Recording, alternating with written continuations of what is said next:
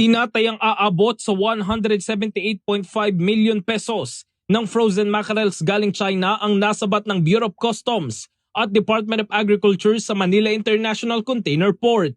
October 16 nang makatanggap ng impormasyon ng BOC na walang sanitary at phytosanitary import clearance mula sa BIFAR ang 21 container. Aabot sa 600 tonelada ng mackerel ang nakumpiska na tinangkang ipuslit sa bansa.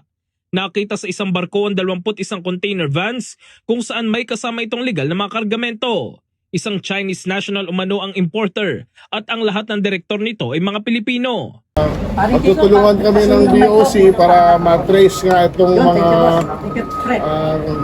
gumawa nitong kalokohan na to at hahabulin ho natin yan.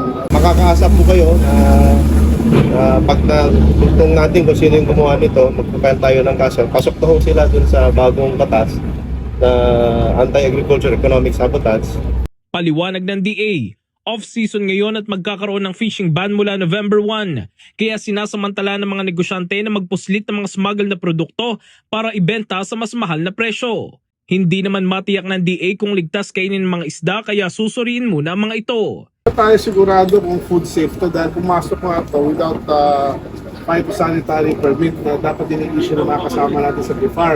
Wala itong shipments na to. So, ang immediate na gagawin ng Bureau of Fisheries natin ay i-check ngayon itong lahat ng mga naman sampling to see kung fit for human consumption siya o hindi.